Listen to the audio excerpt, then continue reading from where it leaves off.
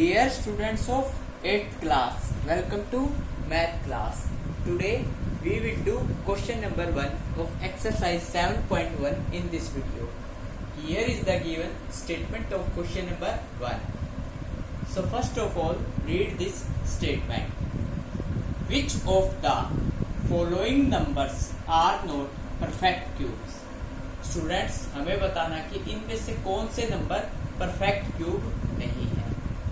तो student perfect cube number वो होते हैं जिस नंबर के हर एक प्राइम फैक्टर 3 बार आ रहे हैं। यानी जैसे फर्स्ट पार्ट है 216 के अगर हम प्राइम फैक्टर करेंगे तो ये हो जाएंगे 2 multiply 2 multiply 2 multiply 3 multiply 3 multiply 3। अब यहाँ पर जो प्राइम फैक्टर है 2 भी 3 बार आ रहा है और 3 भी 3 बार आ रहा है, इसलिए ये परफेक्ट क्यूब नंबर है। जिस नंबर के प्राइम फैक्टर 3 बार नहीं आ रहे होंगे वो हमारे परफेक्ट क्यूब नहीं होंगे।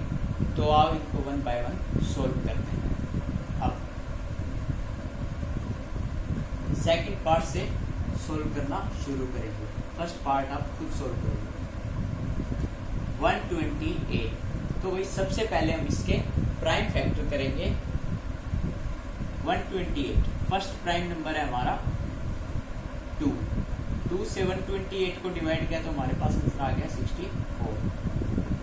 64 को 2 से डिवाइड करने पर 32 को 2 से डिवाइड करने पर हमारे पास आंसर आ गया 16 को 2 से डिवाइड करने पर 8 और 8 को 2 से डिवाइड करने पर 4 को 2 से डिवाइड करने पर 2 और 2 को 2 से डिवाइड करने पर 1।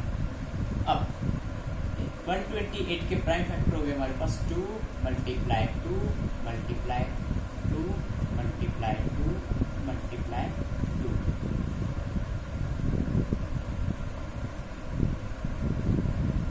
मल्टीप्लाई 2 यानी 7 बार 2 आ रहा है भाई, ठीक है।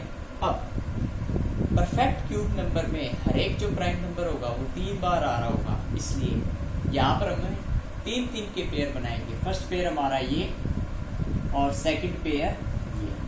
अब इस नंबर में जो ये 2 है ये अकेला बच गया, इसलिए ये 128 परफेक्ट क्यूब नहीं है। तो यहाँ लिख देंगे since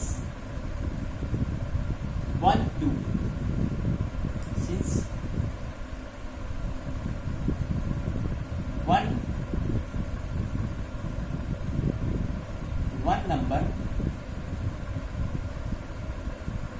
2 is left alone, so this is not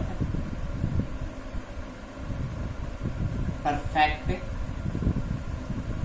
cube. So student, this is the solution of part 2. Next part number 3 आप खुद सोल्व करोगे। पार्ट नंबर 4 भी आप खुद सोल्व करोगे। पार्ट नंबर 5 में करवा रहा हूँ।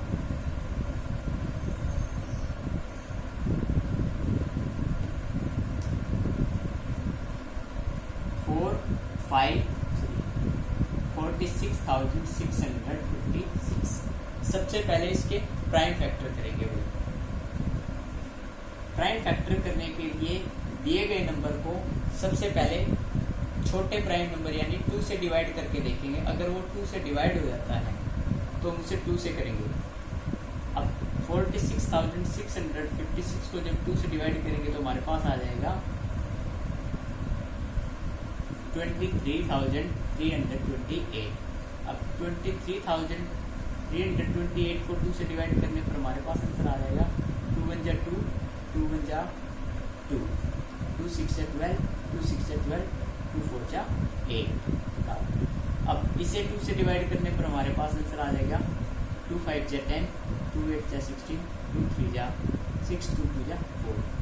फिर से 2 से डिवाइड करने पर हमारे पास आंसर आ गया 2 2 जा 4 2 9 जा 8 2 1 जा 2 और 6 जा 12। फिर से 2 से डिवाइड करने पर 2 1 जा 2 2 4 जा 8 2 5 जा 10 2 8 जा 16। अगेन 2 से डिवाइड करने पर 2 7 जा 17 14 2 2 जा 4 2 9 जा 18। अब जो 729 है ये 2 से डिवाइड नहीं हो सकता। नेक्स्ट प्राइम नंबर है हमारा 3। जब 729 को 3 से डिवाइड किया तो हमारे पास आंसर आ गया 3 2 जा 6 3 4 जा 12 3 3 जा 9। अब 243 को 3 से डिवाइड करने पर हमारे पास आंसर आ गया 81। अब 81 को 3 से डिवाइड करने पर हमारे पास आंसर आ गया 27। 27 को 3 से डिवाइड करने पर 9 और 9 को 3 से डिवाइड करने पर 3 को 3 से डिवाइड करने पर 1। अब इन प्राइम फैक्टर को वही अपन यहाँ लिख लेते हैं मल्टीप्लाई के रूप में। 1 2 3 4 5 6 यानी 6 टाइम हमें क्या लिखना पड़ेगा 2 2 multiply 2 multiply 2 multiply 2 multiply 2 and multiply, और हमें 6 बार क्या लिखना पड़ेगा 3 means 3 multiply 3 multiply 3 multiply 3 multiply 3 and multiply 3। अब यहाँ पर हम 3 के पेयर बनाएंगे। फर्स्ट पेयर हमारा ये, सेकंड पेयर हमारा ये, थर्ड पेयर ये है और फोर्थ पेयर ये। तो यहाँ से देखा कि 46,656 का हर एक प्राइम फैक्टर 3 के पेयर में आ रहा है, इसलिए ये एक परफेक्ट क्यूब नंबर है। ठीक है, तो यहाँ लिख देंगे यस इट इज परफेक्ट